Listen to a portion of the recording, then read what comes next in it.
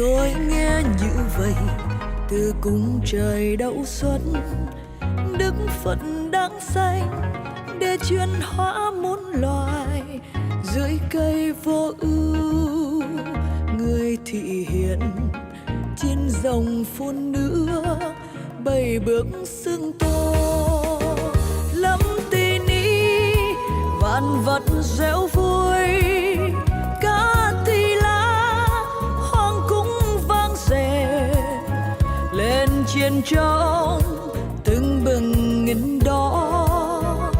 Thái tử đắc đã ra đời.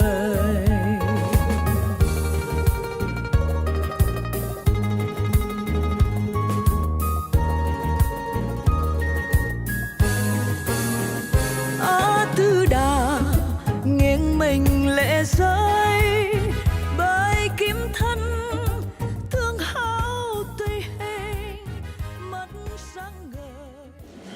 Chúng ta khi có thật sự nói chúng ta xuất hiện mình thấy là cái này cũng là một cái sự bình an.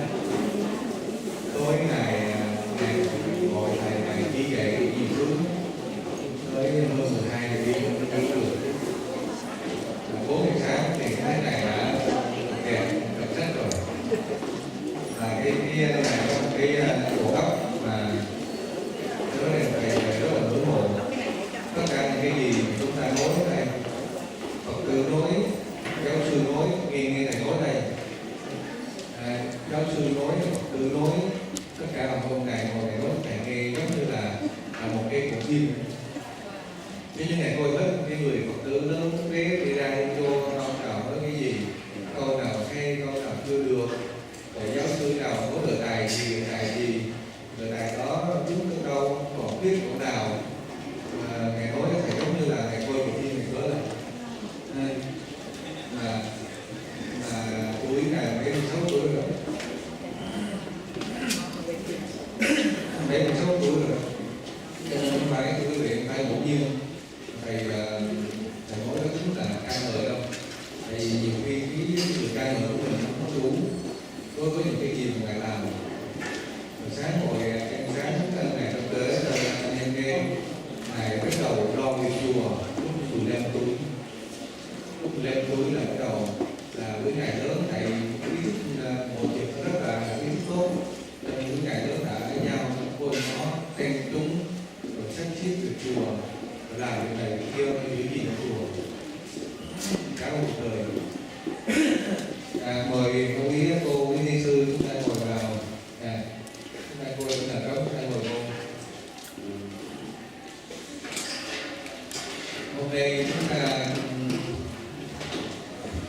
chúng ta có buổi sáng có 3 cái đề tài của vị giáo sư nói tiếng Anh, rồi buổi chiều thì chúng ta nghe nguyên buổi cuộc nói chuyện của giáo sư Thát. Ngài có nói rằng là ngài sẽ tóm tắt lại cái nội dung chính của chúng ta hội thảo, và qua đó ngài gợi ý cho chúng ta một cái hướng đi cũng như là một cái diễn biến đang diễn ra trong hiện đại. Và sau khi ngài tóm tắt 2.000 năm lịch sử Phật giáo của Việt Nam, lịch sử giáo dục Phật giáo Việt Nam, những con chúng ta biết ở trong quá khứ thế kỷ thứ 14, thế kỷ thứ 14 có Ngô Sĩ Liên là một cái vị sử gia đầu tiên của Việt Nam, là một vị sử gia có cái khả năng, có cái chuẩn mực viết ra cái quyển của Đại Việt Sử Ký Toàn Thư. Đó là một cái bộ sử mà tất cả những cái nhà làm công tác giáo dục, sử học hay là xác định những cái niên đại đều dựa theo điều đó. Tuy nhiên giáo sư Đình Thát có một cái nghiên cứu rất là tuyệt vời, đó là ngài đã nghiên cứu giáo sư Ngô Sĩ Liên dựa trên cơ sở nào để viết ra Đại Việt Sử Ký Toàn Thư.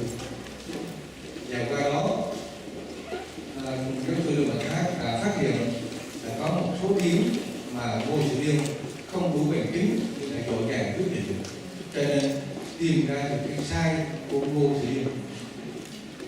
và đó là một cái công trình làm kinh động tất cả những cái giới học giả đương thời. Thì tất cả mọi người đều xem Đại Việt Sử Viết Cộng Thư như là một cái thước đo của lịch sử Phật giáo và lịch sử Việt Nam.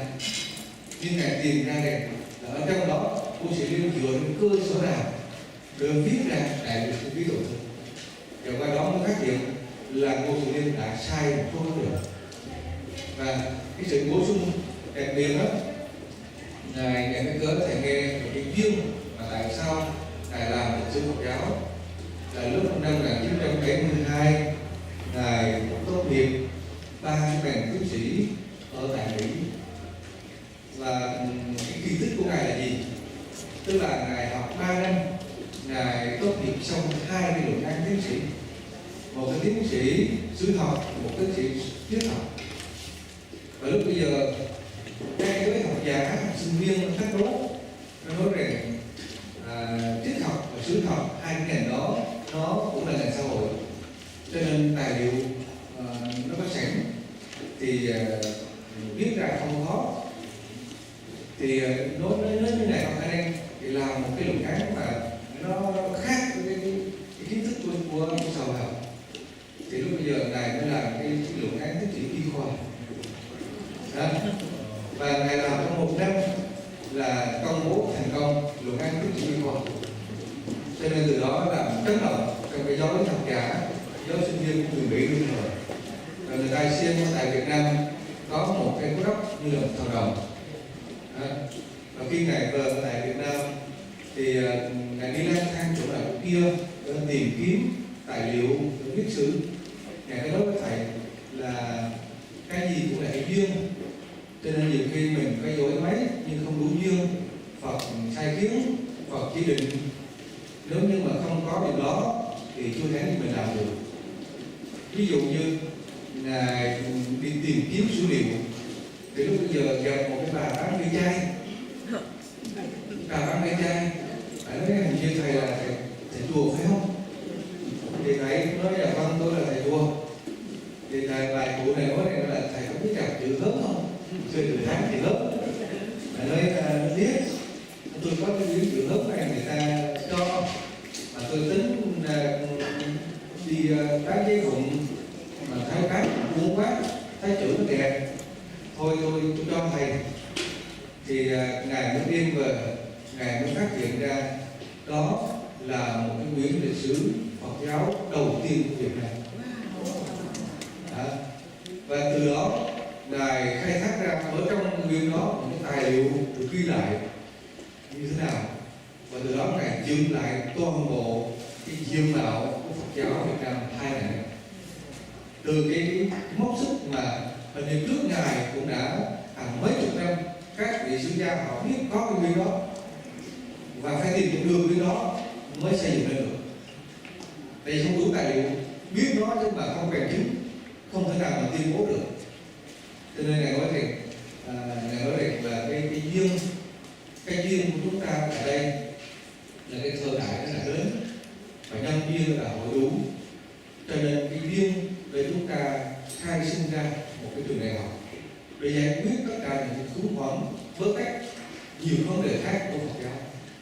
Đó là cái duyên mà Ngài đã đến với chúng ta. Cho nên việc còn lại là chúng ta khéo léo với nhau, ấm chậm, nhường nhịn, khôn ngoan để chúng ta làm thì nó sẽ thành công. Đó là những cái điều mà đã nhiều lần Ngài sẽ có phân tích. Ngài thấy Ngài nó không phải là Ngài nói cái kiểu đỡ nó không, mà Ngài nói trên những cơ sở của những hiện tượng rất là rõ ràng. Ngài nói rằng cái Phật giáo hay các hiện tượng này kia, Ngài nói cái điểm mà Thầy rất là thích thú, đó là gì? Đó là Ngài nói là cộng đồng Phật giáo của mình là một cái hiện tượng di cư sâu nhất trong lịch sử dân tộc của Phật giáo, là lịch sử dân tộc của Việt Nam. Nên cũng có thời kỳ người Việt Nam cũng đã di cư sang tại Trung Hoa, nhưng rồi người Trung Hoa đồng hóa mất, thành ra Việt Nam vẫn biết cái gốc rễ là họ là người Việt, tố tiếng họ là người Việt, nhưng mà họ không còn biết họ là người Việt nữa. Còn cũng có lần người Việt Nam đã di cư cái hàng mấy trăm ngàn người đến tại Mông Cổ, nhưng mà sau đó họ đã thành người Mông Cổ hẳn luôn.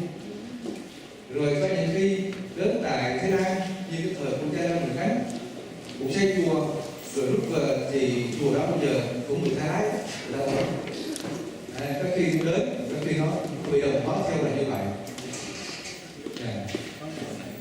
Thưa quý vị, thầy cố gắng trò chuyện chút xíu cho các vị ổn định trong vui.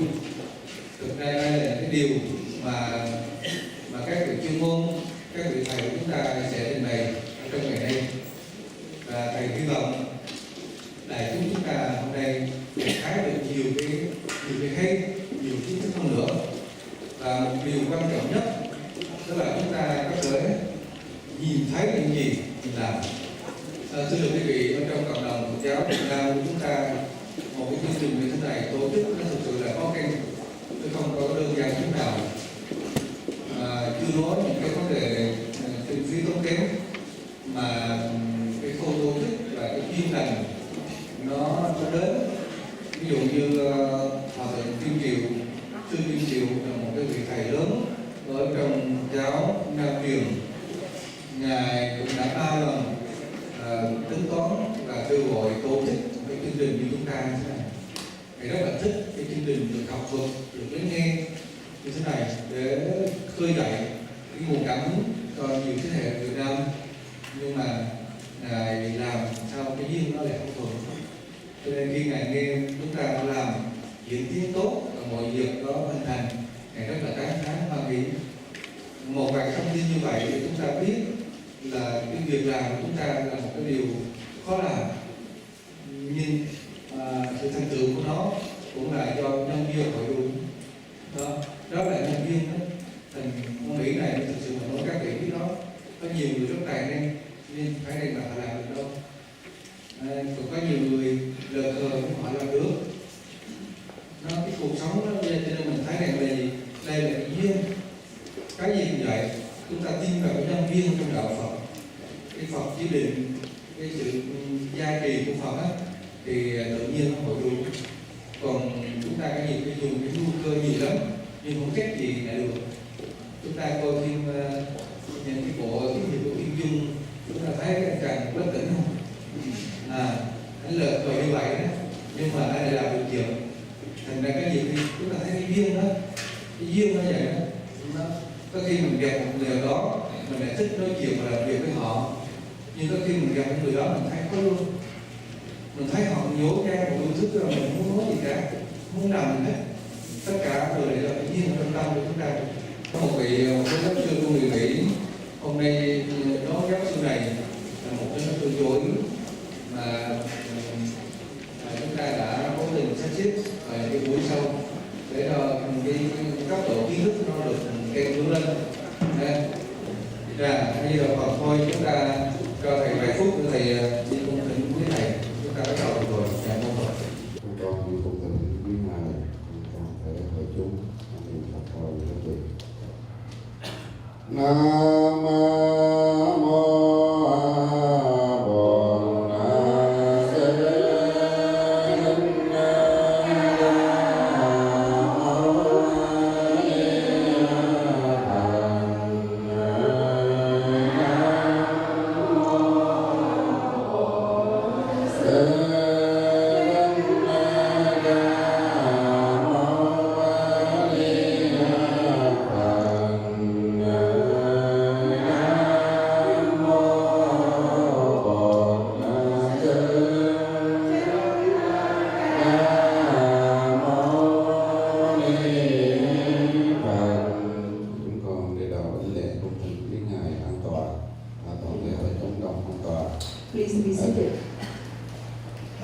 quý ngài. Sáng hôm nay hội thảo ngày 6 ngày 9 tháng 6 năm 2018, thứ ba chủ đề. Tiếp theo chủ đề thứ 7 là mục đích của việc học là nguyện vọng của giáo sư và học viên. Đề tài thứ 8 là nói theo cách chỉ đạo suy nghĩ về nền giáo dục của Thiên Chúa giáo, Phật giáo. Đề tài thứ 9 là giáo trình và mục đích của giáo dục Phật giáo tại Thái Lan và Singapore. Cũng thỉnh ni sư Thịnh Quang hướng dẫn chương trình này. A Di Đà Phật. Dear member of the Sangha, distinguished guests and Buddhist member, continue on with our conference. This morning we have three very important papers will be delivered. The first paper will be delivered by Professor Karen Darris. She's from University of Redlands, California. The second the title is Learning Goals as Aspiration for Teachers and Students. Việc dịch là mục đích của việc học, là nguyện vọng của giáo sư và học viên. The second paper will be delivered by, is written by Professor Karma Leche Shumo. She's the professor at the University of San Diego. Unfortunately, she's not here with us today. However, we have one of our speakers kindly agreed to read her paper for us. The title of the paper is Comparative Speaking, Reflection on Buddhist, Catholic, and Education. Việt dịch là nói theo các tỷ giáo, suy nghĩ về nền giáo dục của Thiên Chúa giáo và Phật giáo. The third paper going to be Curriculum and the Goal of Buddhist Education in Sipsong Phanna, Thailand and Singapore. Việt dịch là giáo trình và mục đích của giáo dục Phật giáo tại Sipsong Phanna, Thailand and Singapore. This paper is written by Professor Thomas Borcher. He coming from the University of Vermont, and he has been here with us for 2 days. So may I introduce Professor Karen Darris. Please come to the podium.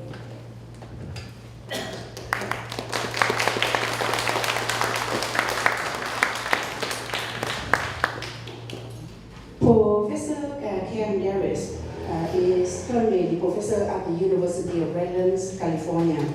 She has been the professor at this university since 2003 up until now.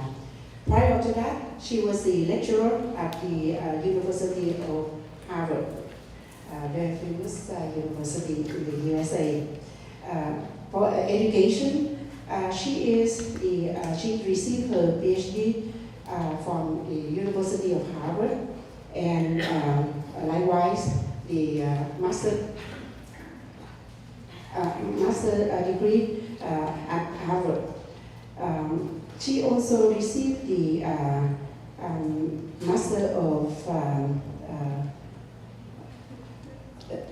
Theoretical Study at the Harvard Divinity School. And lastly, she received her BA degree on Religious Study at the Brown University. She published several books, many books and many articles. And she also have interest in the issue that relate to women, to children, as some of her book is for children, like picture book for children. So I would like to go off the subject a little bit and tell her a little bit some intimate information about our professor here. This morning, Professor Karen Darris currently have cancer in the brain. She's undergoing chemotherapy, and this morning she's not feeling too well. However, because of the commitment to us, she arrived with her mother, and her mother is standing somewhere. Okay, please stand up. This is the mother of Professor Darris. So we are very grateful that although that you're not feeling well, you keep your commitment. Thank you so much. So needless to say that we all understand the illness will make you feel horrible. However, with the support of family and loved one, we hope that you will be speedy recover. And Lastly, cho con xin được nói chuyện. I will introduce some in Vietnamese. Kính thưa chư tôn đức và kính thưa đại chúng, giáo sư Karen Davis đến từ trường đại học ở Redlands. Con có được cơ hội gặp gỡ giáo sư và giáo sư giúp cho con dạy ở tại cái trường đại học đó 1 năm. Đó là lý do vì sao con biết giáo sư. Từ năm 2008 và 2009 lúc con dạy ở trường đó, thì bây giờ con mới biết là giáo sư đã dạy từ trường đó ở trường đó từ 2003 cho đến ngày bây giờ. Thật ra chuỗi thời gian dài 14-15 năm đã giúp giáo sư có được cái nhìn rất là chính xác và rất là rộng rãi về Phật học. Giáo sư dạy từ đủ level của Phật học ở đó, từ lớp beginning cho đến lớp cao hơn. Thì khi con được biết thì giáo sư cũng có đến thăm chùa, và giáo sư con cũng có biếu giáo sư một số ít sách, tại vì giáo sư thích sách về cho trẻ nhỏ lắm. Con có lấy một số sách bằng hình để cho giáo sư dùng làm tài liệu. Con được biết là giáo sư đã viết sách và để mà in ra, và cũng đã đi đến những cái buổi thuyết giảng như thế này, những buổi thảo luận như thế này để trình những bài của mình. Và đến vậy con xin dứt lời và không dám làm phiền thêm, để thời giờ của giáo sư cũng có hạn. Đồng thời sau khi mà giáo sư làm xong bài của mình thì giáo sư sẽ đi đến bệnh viện liền. Thành ra con xin để nhường lời lại cho giáo sư. Thank you very much.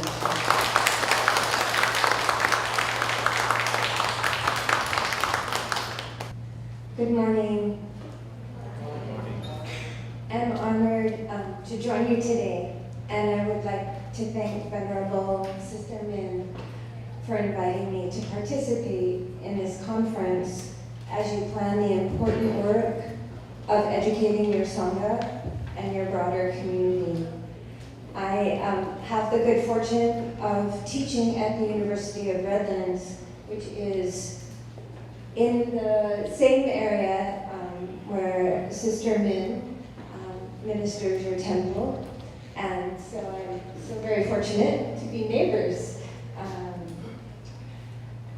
So as Venerable Sister Min has said, I'm a professor of religious studies at the University of Redlands.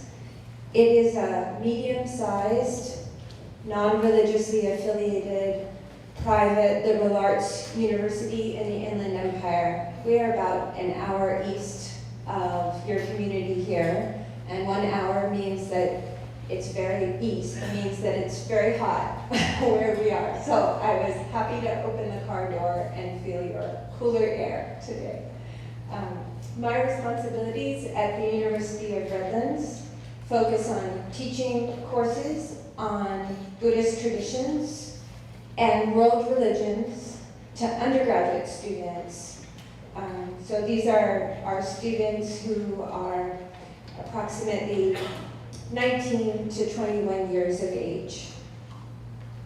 I also participate in curricular and pedagogical design for my Department of Religious Studies and the university faculty more broadly. And so this means curricular design and pedagogical design is to think about the courses that we offer to educate our students, and also the way that we teach those courses. So it's both content and how we can help our students learn that content. Both of those are my primary responsibility. I joined the University of Redlands faculty in 2003, and so I've been in this area for quite some time, and I'm happy to be not too distant neighbors with all of you. I hope I can be of a little bit of use to you today as you plan your curriculum in Buddhist studies, by first suggesting that you reflect upon the context that the curriculum is being delivered in and designed for. Before I begin that discussion, I want to define my understanding of a curriculum. So what does it mean to have a curriculum? In its broadest definition, a curriculum is an intentionally designed collection of courses that begin with building a foundation of knowledge and develop the academic skills that enable students to think critically about that knowledge and then apply that knowledge,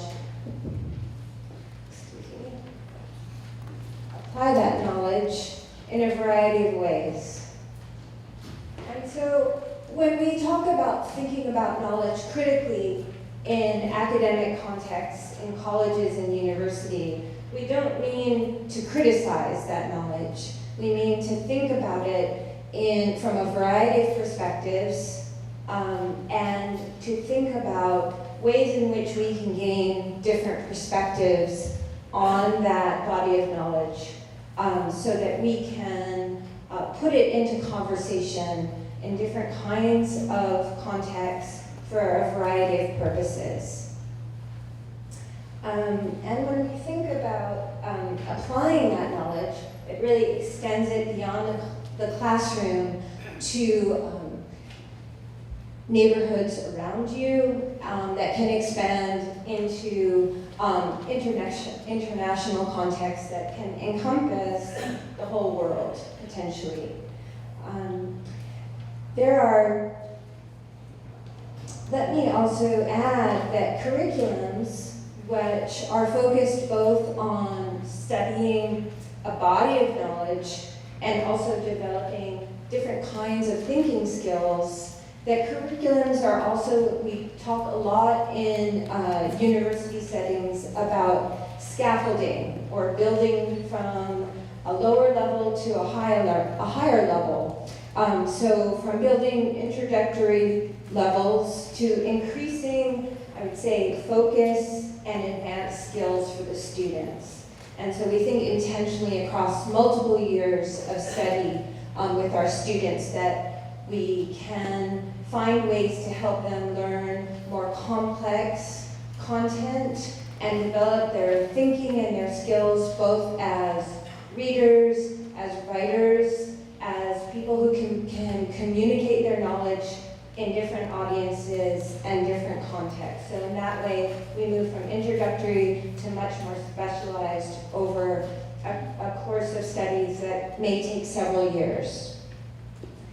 There are several contexts that must be considered while shaping the areas of curriculum as a whole, so in its broadest scope, but also particular courses within each area of your curriculum. In designing a curriculum, I have found that it is essential to make choices by considering the institutional context as a whole and its mission. So all of the work that we do in choosing the content that we're studying and the skills that we hope to develop should always be in relationship to the where you're teaching and the purpose of that institution. As a whole, what is the goals of that school and the mission as a whole that it serves. And so that way it should be organic and always in conversation with what the institution's hopes and goals are. Now, narrowing our focus a bit, it's essential to always be responsive to the mission of the department. So in my context, I'm always thinking about being an institution that is a university that it isn't tied to a particular religious tradition. It is a secular university. And then how my Department of Religious Studies, where we teach many different religions. We teach Buddhism, we teach courses on Christianity, on Judaism, on Islam, that my courses on Buddhist studies are always thinking about what is the mission of my department and my university. And then I think in a more specific focus on the role of a particular course in Buddhist studies to help fulfill all of these different missions of my department of the university, and also my greater community. While these contexts focus internally within the university, there are, of course, external contexts that may shape your curriculum as well. So for the University of Redlands, one of those contexts that's external to our university is an accrediting body, like WASC. And WASC, maybe some of you are familiar with as you're talking about education as it's structured in the United States. That's the Western Association of Schools and Colleges. And they verify in an external context that the education we are providing at the university meets a certain level of standards that anyone coming to this university or program can be assured that what we teach and how we teach matches a set of standards that are verified by this external body.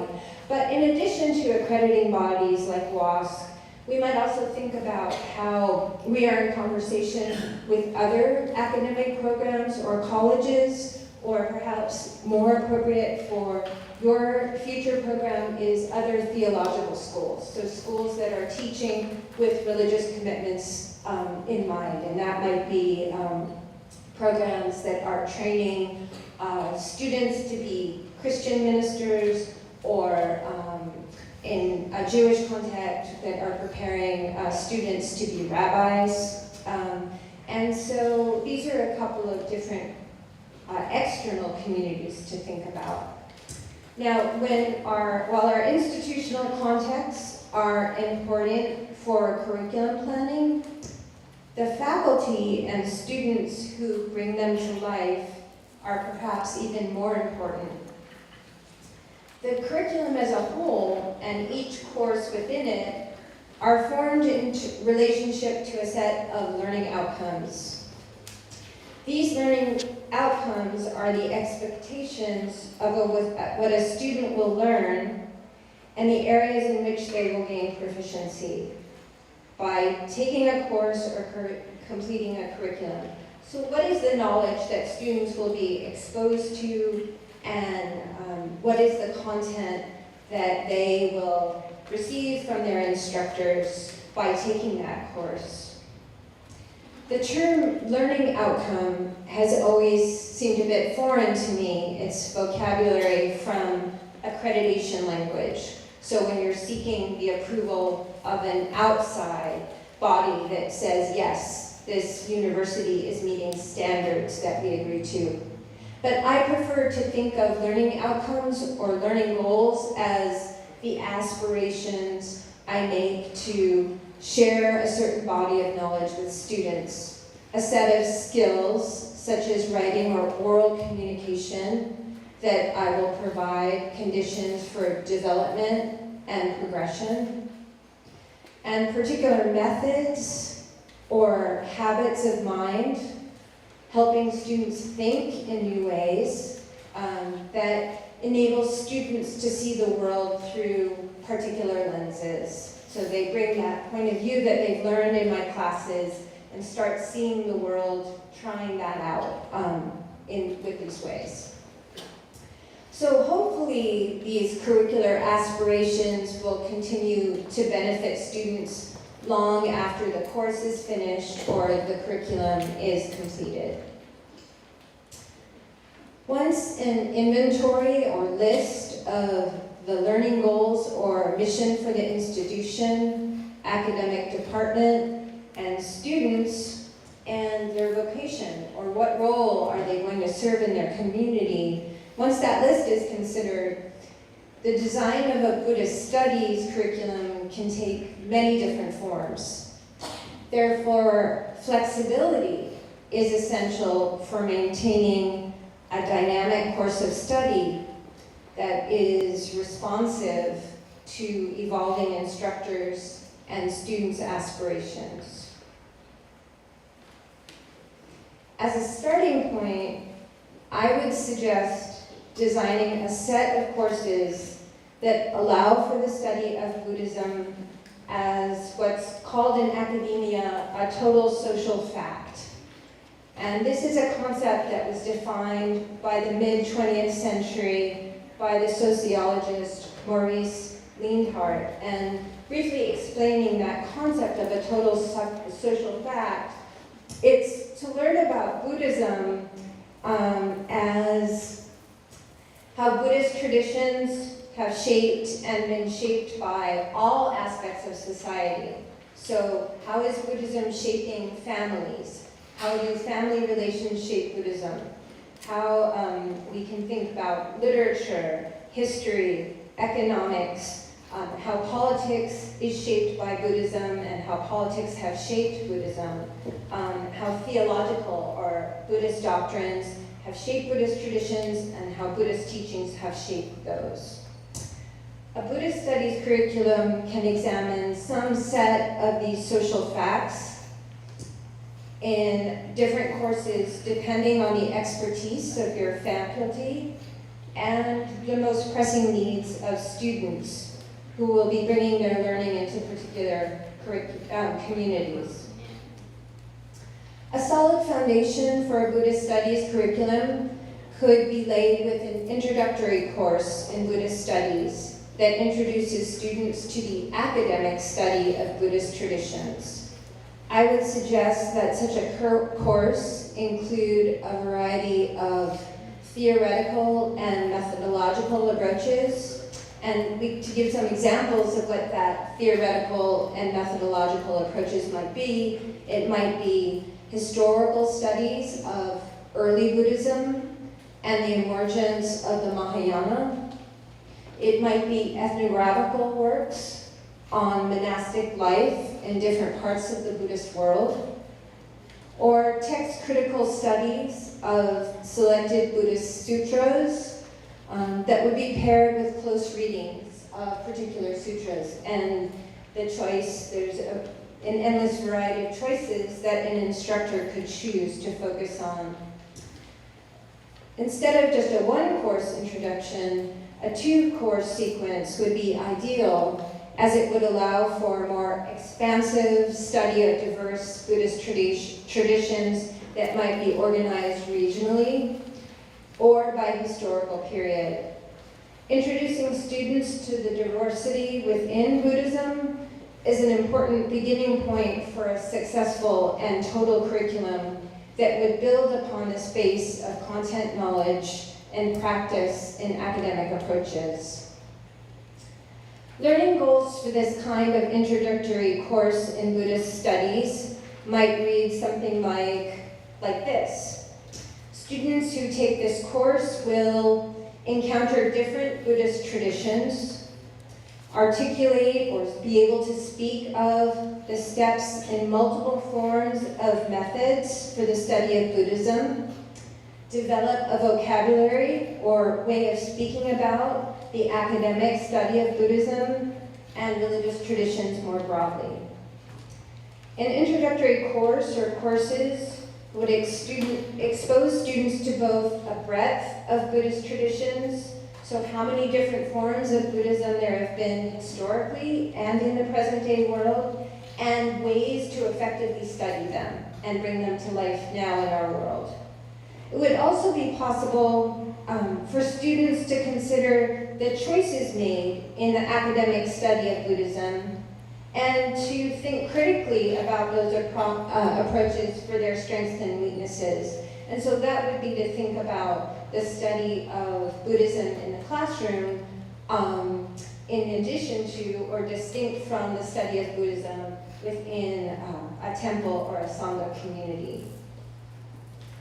This kind of foundational course can help students to discover and define their particular interest, and this initial exposure will then guide students to more specialized courses that build upon these interests as they move through the Buddhist studies curriculum.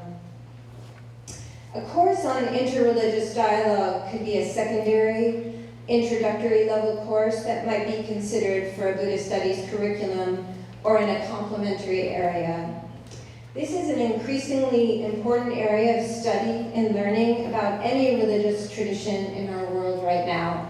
And so at the University of Redlands, the study of Buddhism for students is also joined with the study of other religious traditions, be it Christianity or Judaism or Islam, and to think about what Buddhism and those religions might share, how they might differ, how Buddhists might speak to Christians, how Muslims and Buddhists may have productive conversations with one another.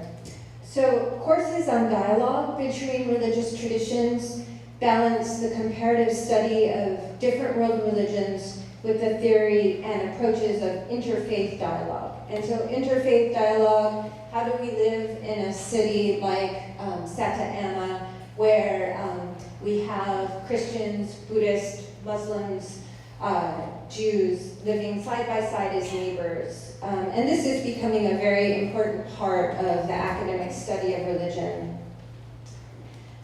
But a section of this kind of course might also consider interfaith dialogue between different Buddhist traditions. So I feel very, very fortunate to be a professor of Buddhism in Southern California, because really the whole Buddhist world across Asia exists in this part of the world. And so while you would have to travel great distances for Zen Japanese Buddhists to talk with Tibetan Buddhists in Asia, in Southern California, it might just be a short drive for our Vietnamese Buddhist Sangha to be in conversation with a Tibetan Buddhist Sangha. And so how do you speak to each other across traditions is something that I believe would be very, very valuable in your community's work.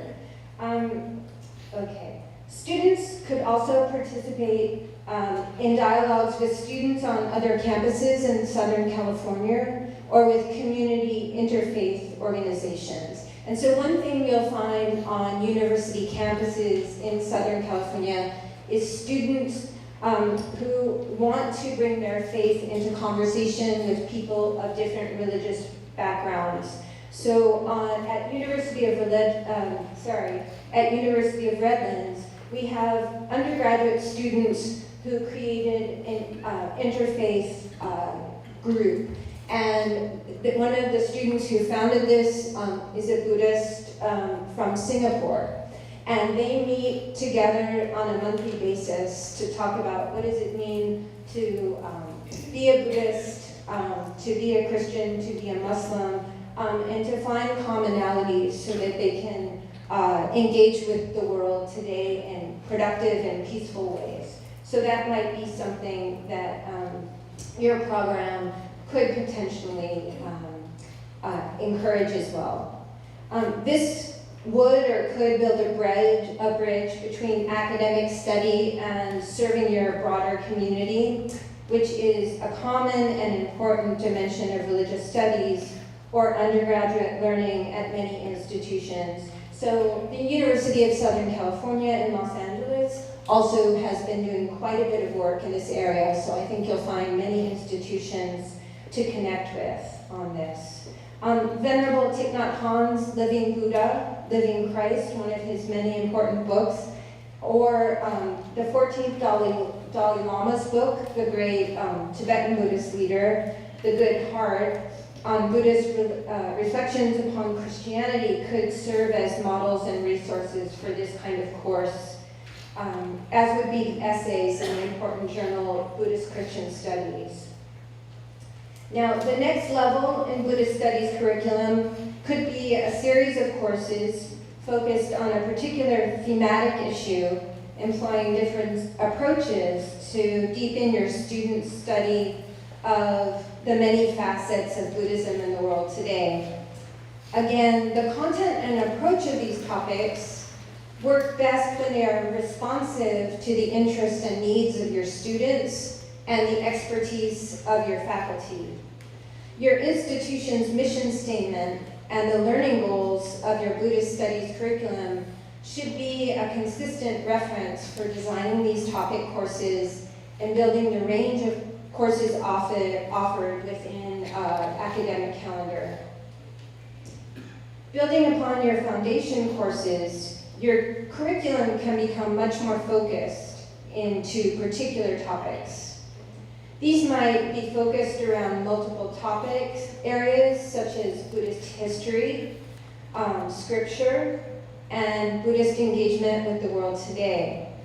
There are many exciting options for thematically oriented courses in these areas, and some suggestions I offer that you might think about would be thematic courses such as Buddhism and Science, Buddhist resources for political action, Buddhism and culture, which might include topics like literature, film, and art, Buddhist ethics for an ever-changing world, and perhaps Buddhist views on child development and childhood, to think about how does Buddhism itself think about how to raise children. You have a very valuable resource in your wider community, and I encourage you to invite them to your curriculum frequently. For example, a course on Buddhist history might include a segment on the theories and methods of making an oral history, and an assignment in such a course could include having students interview and write an oral history of members of your community from different generations. Likewise, a course on Buddhist theories of child development might include an education section in which your students directly engage with youth groups and perhaps work with those children to create something like picture books on Buddhist teachings or traditional Vietnamese narratives.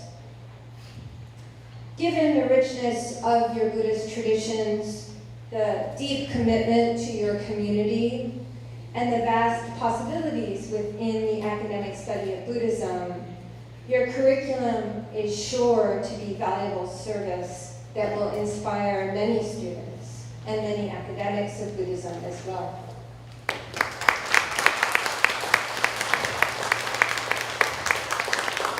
Thank you very much, Professor Harris. Certainly, this paper had given us right to the core of what we are trying to do. I must admit, at first when we had the conference, I was wondering who am I going to invite to have this kind of knowledge. So we are very grateful to have several professors who have knowledge of this area and come and share their knowledge. So now, I might keep you just a little bit longer so the people on the floor can ask questions. Kính thưa chư Thủ Đức và đại chúng, giờ này giáo sư Karen Davis đã đọc xong bài của bà. Con xin hỏi chư Thủ Đức và đại chúng có câu hỏi dần cho bà không ạ? Good morning, Venerable Sangha, brother and sister. First of all, I would like to thank you for your presentation, and the contents is really contribute to what the Buddhist Academy going to do in the future.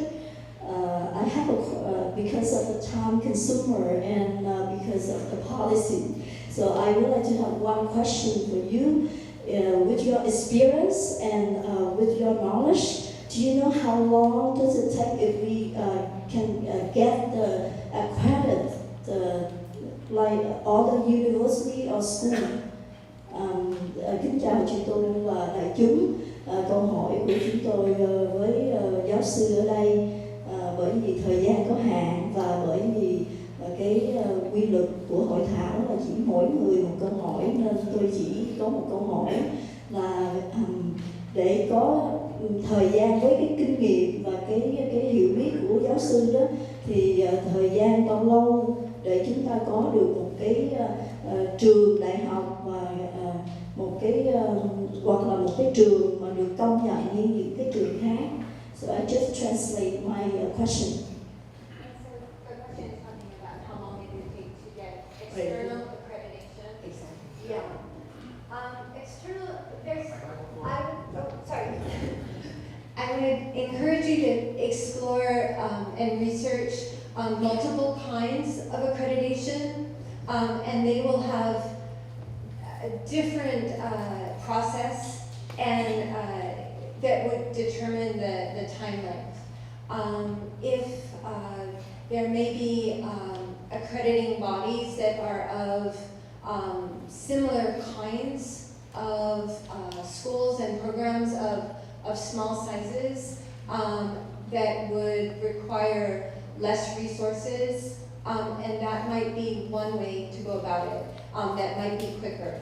To get accreditation through a body like WASC, the Western Association of Schools and Colleges, that would be a longer term process that is quite rigorous and requires quite a bit of resources. That could be a long-term goal, and the standards for WASC could be very, very helpful in the steps towards accreditation.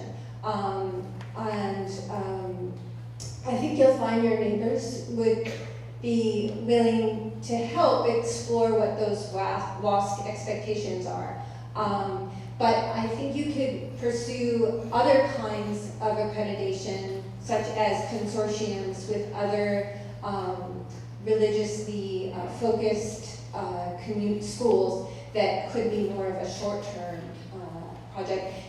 And schools can be very valuable without WASC accreditation.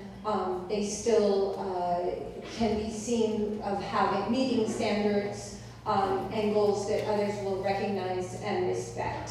And so I think just having multiple ways of thinking about it will be very helpful in the early stages. Yeah, I hope that answers your question. Con xin được nghĩ là thưa Thầy Đức và đại chúng và trả lời rằng có tùy theo cái cơ sở của mình nhỏ hay lớn, có những cái đòi hỏi khác nhau.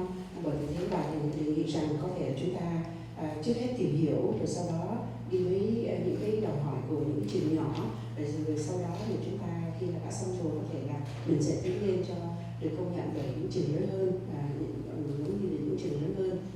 Thành ra ngay bây giờ chúng ta cũng có thể tìm hiểu những cái trường bạn xem là họ làm như thế nào, đó cũng giúp chúng ta rất nhiều. Xin cảm ơn. Dạ, xin bác chào xin cô ạ.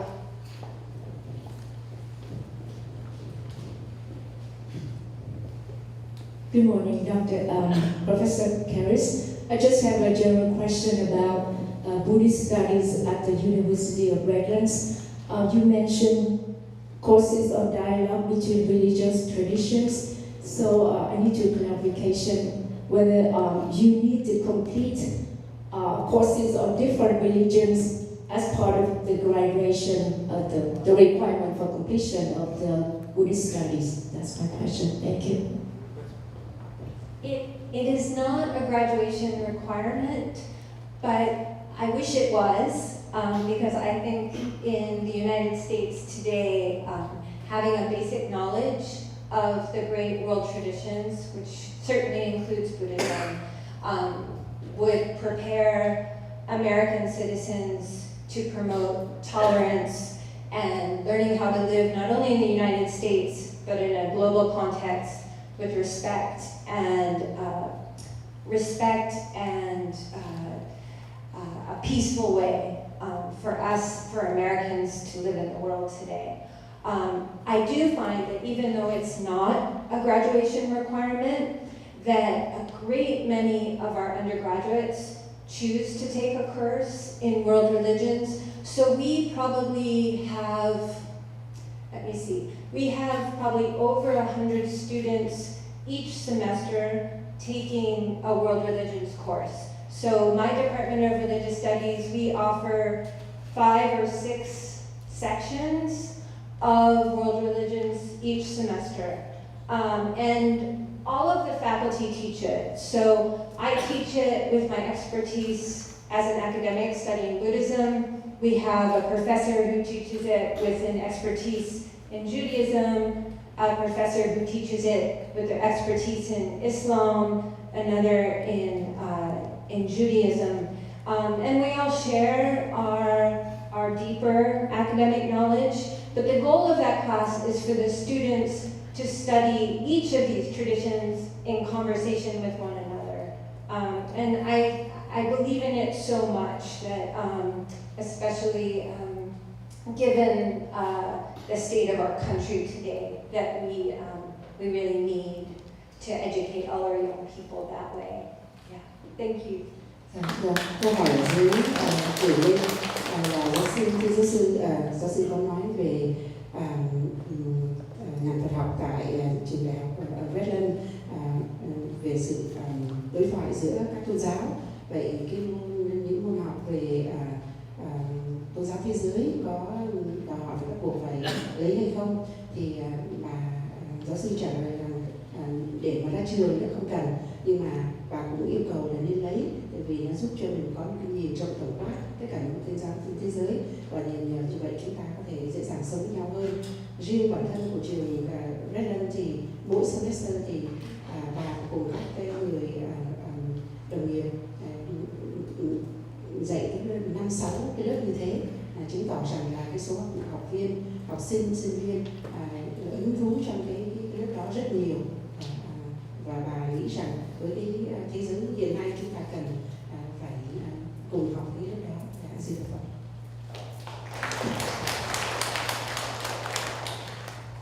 Thưa mời bác ạ.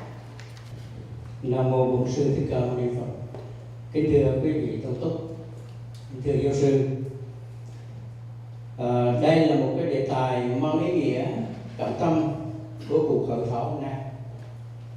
Nhưng khi muốn khởi sự để biên soạn giáo trình song ngữ, hoạch định cho một chương trình giáo dục Phật giáo hoàn chỉnh, trong khi kinh điển Phật giáo nói chung và Phật giáo Việt Nam nói riêng rất ảnh hưởng vào văn hóa Trung Hoa,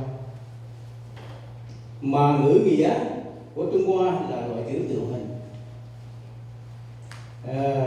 thì sự hiểu biết và kinh nghiệm, theo sự hiểu biết và kinh nghiệm của giáo sư, thì làm cách nào để xây dựng một bộ giáo trình song ngữ làm sâu sắc và lột hết ý nghĩa thâm sâu của nền triết học Phật giáo, trong khi Phật giáo mới hội nhập vào đất nước này vào nửa cuối thế kỷ 20.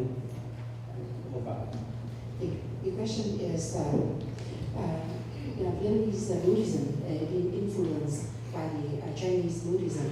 So now that we are preparing to create a curriculum for our academy here, how are we going to incorporate that into our courses so that it will reflect and assist and beneficial to the work of Buddhism in the USA. So how to study the ways in which Chinese Yes, that is for us, but in here, we know that we also have other factors like Tibet and Tehran and so forth. How is it enjoyed?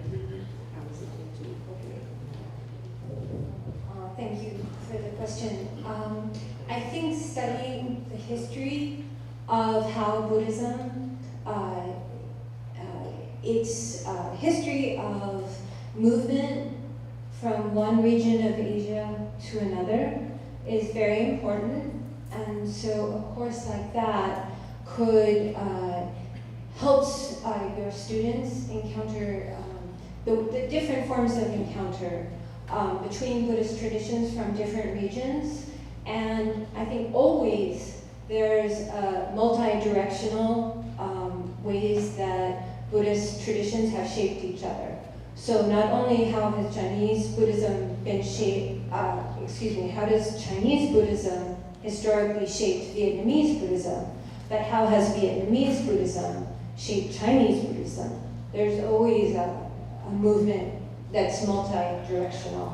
And so that can be studied through looking at the historical, to study the historical records.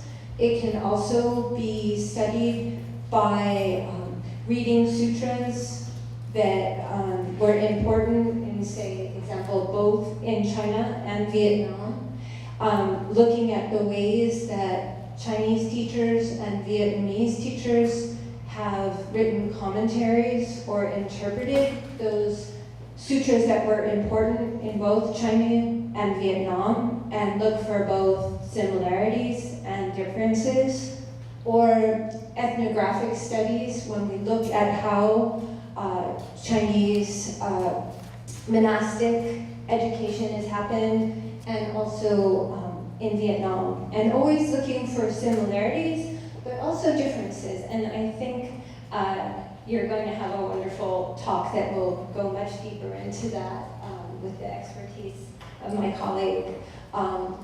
Will provide a great model for that. It's a very, very important area of study for Buddhists or any scholar of religion. So there's many, many ways to do it, and so it will really rely the choices you make on the expertise of your instructors and the influence of your sangha. Dạ, thưa bác, bà trả lời rằng điều quan trọng là chúng ta sẽ học từ lịch sử. Mặc dù rằng là Trung Quốc đã ảnh hưởng đến Phật giáo Việt Nam, nhưng chúng ta cũng có thể thấy rằng là Phật giáo Việt Nam cũng đã ảnh hưởng đến Phật giáo Trung Quốc, và qua cái sự học hỏi như vậy chúng ta có thể hiểu được và đồng thời cũng học từ các vị tôn túc xưa khi mà cùng giải thích những cái bộ luận, những bộ kinh lớn, thì cái sự tương tác hoặc là những sự suy nghĩ khác nhau của quý vị như thế nào giúp chúng ta hiểu được. Và nhờ như vậy khi mà ở trong một cái xã hội mà cộng đồng lớn như thế này, thì cái sự hiểu biết sâu sắc giữa những phần tử lẫn nhau sẽ giúp cho chúng ta có một cái sự hiểu biết sâu sắc hơn. Thì cũng những lớp học của quý vị ở đây, cái kết quả cũng sẽ là do từ những cái trí tuệ sâu sắc của các vị giáo thọ sẽ giúp để diễn đạt những cái ý tưởng này ở trong cái phần dạy của họ. Xin cảm ơn.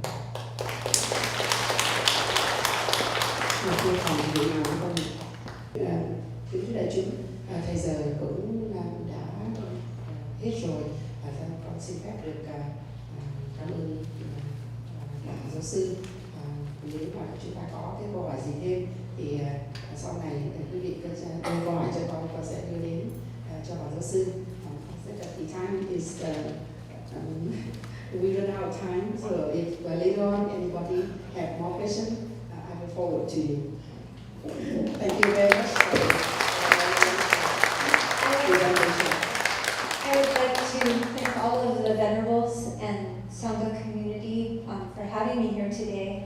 And just to say, I'm only an hour away, and I'd very much like to support all of your efforts in the future. So I hope you will stay in touch.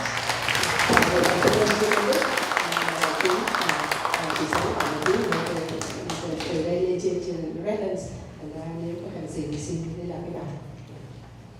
Thank you. Tiếp tục chương trình, chúng con xin để mời mời ứng viên tiến sĩ Jordan Baskerville lên để đọc bài của giáo sư Kama Lesher So. Thank you, Jordan.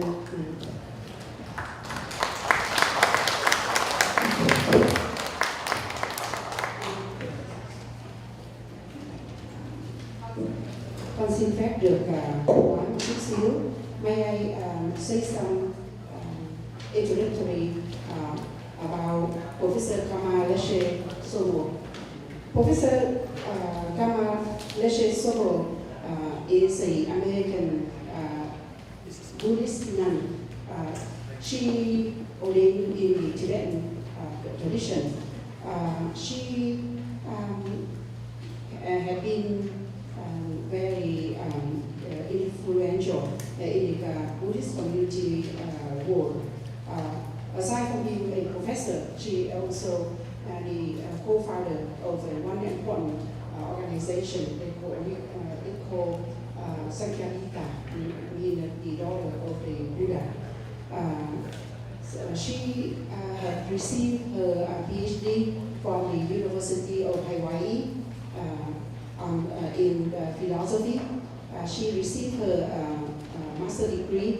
There are two master degrees, one in Asian study and the other one on religion. She received her BA degree in the University of Berkeley in Oriental languages. And particularly, she had been studying in Tibet for 15 years to study the sutra. So she had spent a lot of time looking at the Tibetan canon, meaning the Tripitaka of Tibetan.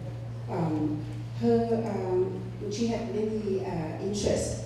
The one that we can sort of stand out is her concern for the state of the women in Buddhism.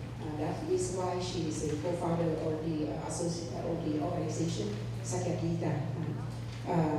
So her scholarly work involved many topics, particularly is death and identity in China and Tibet, and also monastic ethic for women. She also worked on the state of, like I said earlier, the state of women in Buddhism. She also produced several educational videos, so she really had a very wide range of interests. Kính thưa chư tôn đức và đại chúng, con xin thưa ngắn gọn và giáo sư Kama Leshe Somo là một vị nữ tu lớn tuổi, năm nay bà khoảng 74 tuổi, và sửa soạn đề về hưu và đã dạy ở trường đại học San Diego hơn 20 năm. Bà là người tu theo truyền thống Tây Tạng và đã lập ra một cái hội rất là quan trọng, đó là hội con cái của Đức Phật, để giúp tất cả các khó khăn của phụ nữ trên toàn thế giới, đặc biệt là các chư ni khi mà những điều lệ ở trong giáo hội hoặc là trong giới luật chưa cho phép để chư ni có thể hàng hóa dễ dàng, thì bà tổ chức những cái buổi hội thảo như thế để giúp đỡ. Trong cái phần những việc làm của bà ở trên học đường thì rất nhiều, và con xin chỉ chú ý như thế. Nếu có người nào cần biết thêm, con sẵn sàng để gửi tin tức của bà về thời gian trong 3 giờ. Con xin cảm ơn nhiều. Xin chào quý sư, quý sư, quý ông, quý bà. And I'll now read Kama Leshe Somo's paper for you. Catholic and Buddhist educational institutions share a great deal in common. In an attempt to better understand the similarities and differences between these educational models, I would like to explore 3 broad issues from a Buddhist comparative perspective. Number 1, the aims of religious education. Number 2, the current state of religious education. And number 3, the roles of religiously identified faculty and their non-religiously identified colleagues in higher education. Many factors complicate this comparative endeavor. The first level of complexity derives from recognizing the countless permutations of the Catholic and Buddhist traditions across time and geography. The second derives from philosophical issues, namely the extent to which Catholic and Buddhist conceptualizations of experience, religious experience in particular, are commensurable. The third level derives from questions about the extent to which the Catholic and Buddhist educational systems reflect, influence, and are influenced by external, cultural, and historical factors. To complicate matters further, these three levels of complexity are necessarily intertwined. Given these complications, the reflections here represent a mere beginning. The first issue to be addressed, the aims of religious education, immediately raises all three levels of complexity. First, to explore the aims of religious education from a Buddhist perspective, we must determine which Buddhist educational system or systems will be the focus of discussion. Although Catholic higher education may be rather neatly summarized, Buddhist educational models are far more varied even than the Buddhist traditions themselves, with some models unique to a single monastery. Second, to investigate whether and to what extent the Catholic and Buddhist systems are comparable, it is necessary to explore what is meant by the term religious education. Even the term religious raises questions in the Buddhist context, for whereas Catholics may comfortably identify their tradition as religious, it is often argued that Buddhism, more aptly termed Buddha-Dhamma, or the teachings of the Buddha, lacks many salient features of a religion and might best be classified as a system of philosophy or psychology. Third, there is no doubt that both the Catholic and Buddhist educational systems reflect myriad external influences, but lacking central leadership or an authoritative governing body such as the Pope or the Vatican, the cultural and historical development of the Buddhist traditions are so varied that their doctrines and practices, not to mention their educational systems, may be unrecognizable as kin. Given these major caveats, it may nevertheless be safely said that the aim of Buddhist religious education is mental development toward the goal of perfect awakening, liberation, or enlightenment. This aim is accomplished through both scholarship and practice, including meditation practice. Scholarship is rather narrowly defined as the study of the Buddhist teachings, while also encompassing related disciplines and the study of subsequent commentaries on the teachings. Meditation practices comprise many techniques for understanding, controlling, and transforming the mind. Instead of a quest for certitude, Buddhists affirm uncertainty. In place of a quest for an ultimate truth, the Buddha taught that there are many levels of truth to be discovered depending on one's vantage point. Moreover, Asian religions are not defined exclusively, but instead often bleed into one another without conflict and without concern for maintaining or compromising their identity. A Chinese Buddhist may be Taoist and Confucian as well. A Japanese Buddhist may be Shinto and non-religious in the same breath. To oversimplify, the aims of both Buddhist and Catholic education include nurturing the values of compassion, loving kindness, and wisdom. In the Buddhist quest, the ultimate goal is to realize what the Buddha already discovered. It is therefore legitimate to ask, how free is the spirit of free inquiry and discovery if the answers are already certified in the Gospels and the Sutras? If the journey in search of truth is biased from the state or circumscribed in any way, is the search authentic?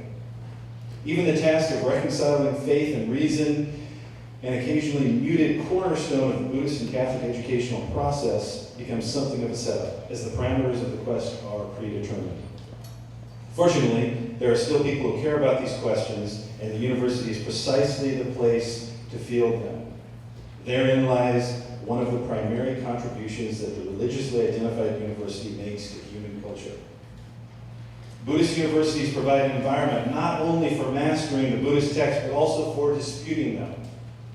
This tradition of free inquiry reached its height in India between the 8th and 10th centuries. The tradition of Buddhist dialectical reasoning was subsequently transmitted to Tibet and further elaborated there. The scholarly pursuit was highly valued and rewarded in Tibetan monastic culture, even though a certain distrust of the intellect is evident in the literary parodies of logicians that were launched by contemplatives. Particularly in the 8 large monastic universities of Drepung, Ganden, and Sera, which is now reestablished in South India, critical thinking skills are honed through classes in advanced syllogistic logic and 6 or more hours per day of lively debate. No topic is out of bounds, though the theories of karma and rebirth are rarely questioned. All topics and philosophical views are subject to analysis, and a quest for insight into the true nature of things. Knowledge is not pursued for its own sake, but in pursuit of liberation from the wheel of cyclic existence. Knowledge is not regarded as sufficient unto itself, but as a means of liberating sentient beings from suffering. Like Christians, Buddhists face a crisis of meaning in the contemporary world. The crisis of meaning is not only the crisis that faces the Buddhist traditions today, however. In recent decades, Buddhist populations from Buryatia to Vietnam have suffered human losses totaling countless millions, and today many Buddhist cultures are barely surviving. Given the challenges of political upheaval, secularization, and conversion efforts, it remains unclear whether Buddhism will survive as a philosophical or religious system. The moral dilemmas and existential questions of the human condition remain. However, and it is these questions that the Buddhist teachings address. These questions are for individuals to address, though not the tradition as a whole. Individuals are left to select from among a plethora of teachings, contemplations, rituals, and practical psychological technologies for dealing with their personal and social development. Perhaps as a consequence of the losses in social dislocation that have resulted from war and political turmoil, many Asian Buddhists welcome the unprecedented global attention and fresh interpretations that the Western transmission of Buddhism is bringing to their cherished cultural heritage. Trepidations about the misinterpretation and misappropriation of this heritage are being voiced, but quietly. The challenges raised by the contemporary crisis of meaning are transforming religious traditions, religious education, and the roles of educators at religious institutions. Among the many important roles that religiously identified faculty can play in the university setting are first, modeling diversity, second, modeling values, and third, interpreting religious traditions authentically. The first one of these, modeling diversity, has become a global buzzword. For if humanity is to survive, creating a harmonious human family of diverse populations is not merely a prerogative or a priority, but a requisite. The challenge that pluralism poses to the theological pursuit may be precisely the infusion that the Buddhist and Catholic traditions need to rouse them from contented self-assurance or complacency and impel them to confront the pressing questions of our day. A second role that religiously identified educational institutions can play is in the field of ethics. It is commonly acknowledged that the crisis of ethics facing governments, corporations, and individuals has reached global proportions. The public school system cannot be entrusted with matters of character development for fear of breaching the conceptual divide between religion and state, but religiously identified educational institutions are ideally situated to take up the slack. It is certainly no secret that modeling values is a minefield, yet religious institutions cannot shy away from dialogue of issues of ethical import. Issues of conflict management, environment, gender, business, law, corrections, personal morality, not to mention the spheres of religion and education themselves, are matters of ethical urgency that desperately require dialogue. Buddhist and Catholic universities are perfect settings for exploring these issues. By addressing these critical issues, religious institutions of higher learning can not only demonstrate their own relevance, but can also apply their expertise to matters of crucial significance. A third important function that religiously identified educational institutions can play is in attempting to interpret religious traditions authentically. This is not to say that all scholar practitioners are experts in their field. They are surely as prone to error and ignorance as any other scholar. But contrary to the popular updated view that one cannot be objective about one's own tradition, the scholar practitioner is probably better informed than a scholar who is outside or peripheral to the tradition. The majority of errors of fact and interpretation are probably unintentional, a result of simple ignorance, though some misinterpretations may be deliberate. For example, many popular textbooks totally misrepresent Buddhist views and practices, and some are explicitly or implicitly pejorative. The task of accurately representing the world's religious traditions is hindered by a lack of faculty qualified to teach such a wide spectrum of complex histories and ideas. The task is further hindered by a lack of accurate and unbiased textbooks. Many continue to publish the same misinformation through many editions without troubling to update their research. In a world beset by religious conflicts, universities have a responsibility to educate students and the community at large about the basic beliefs and practices of the world's religions. This mandate falls most heavily on religious institutions.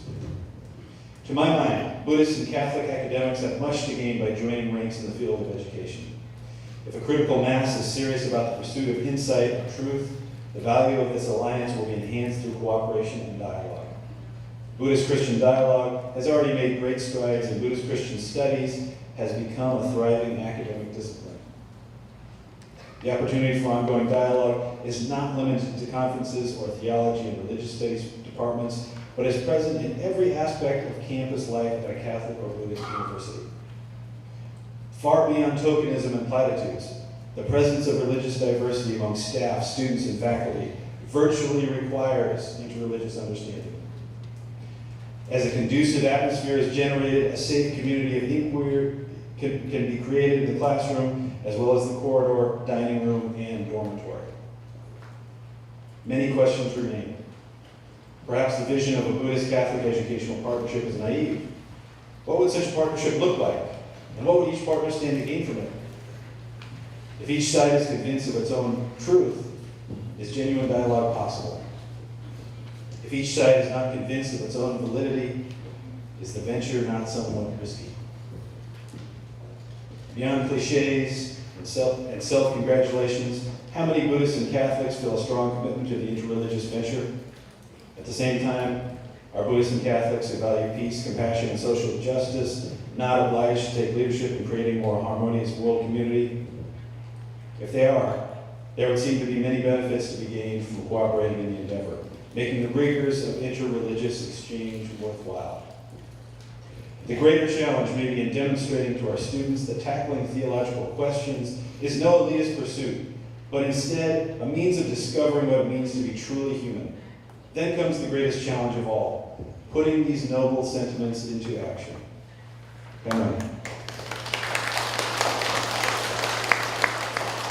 Thank you very much.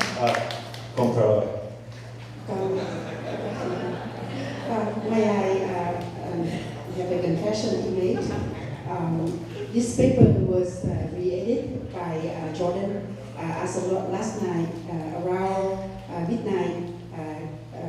Jordan sent over cho con để con, tại vì bài này á rất là dài, khoảng chừng 15 trang. Quý vị có trong tay là nguyên bài của bà giáo sư Somo. Tụi con dịch nguyên 15 trang luôn. Nhưng mà đến khi để mà người sẽ đọc, con biết trước là ông sẽ đọc dùm. Vì thế thành ra con có nhờ ông là mạc cho con thôi, highlight chỗ nào là ông sẽ đọc. Thì sau đó tụi con bên đây sẽ đọc cái phần mà con đã dịch rồi. Nhưng mà may quá, ông không những là highlight mà ông cắt luôn cái phần nào không có nói tới. Thì ông làm sao để cái bài này nó có ý nghĩa, tức là vì thời giờ có hạn chỉ nói riêng về Phật giáo và Thiên Chúa giáo trong cái phần thảo luận của bà, còn những cái phần mà cung cấp thêm tin tức để làm cho rõ nghĩa bài đó thì ông cắt hoàn toàn. Đó, tại vì vậy để tối hôm qua là ông đưa đến cho con, là con sáng sớm nay cũng mau cắt cái phần của bên tiếng Việt để cho ban thư ký của con ở trong kia đọc cái bài cho nó thông suốt, chứ không có cái nhảy lung tung thì nó vất vả lắm. Và ra xin cảm ơn Jordan rất nhiều, đã làm việc rất là vất vả tối hôm qua. Thank you very much. You were very hot last night. I told him that it was very late.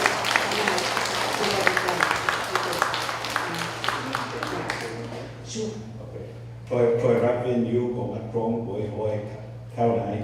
Tôi hy vọng tôi có thể đóng góp sự hiểu biết của tôi cho chuông truyền phát của nó tại trong chuông lại.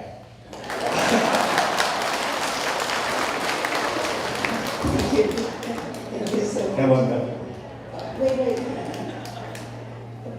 Can you answer some question? Now you will repeat it. Chưa, con có lẽ khoảng 10 phút, có được không ạ? Cho question 5 phút, dạ. Only 5 minutes. Xin hỏi là chị Tôn Tích cùng các Tín chúng có câu hỏi nào cho ông không ạ? Mặc dù ông không phải là người viết và giáo sư Sung không viết, nhưng mà tối hôm qua ông đã đọc xong hết rồi ạ, và cắt đi rồi, thành ra cũng có một cái kiến thức. Nếu cái câu nào con không trả lời được, con sẽ xin lấy tin tức từ bà Sô Ngô gửi đến quý vị. Xin cảm ơn. Xin có ai cần hỏi không ạ? Dạ xin thưa đại chúng, nếu không có ai cần hỏi, con xin cảm ơn ông Jordan, và đồng thời để chúng ta có được nhiều thời giờ hơn trong diễn giả sắp tới, vì rằng cái đề tài của ngài của ông rất là quan trọng. Nói đi thẳng vào vấn đề cái giáo trình của chúng ta. So we are ready for the question. Thank you.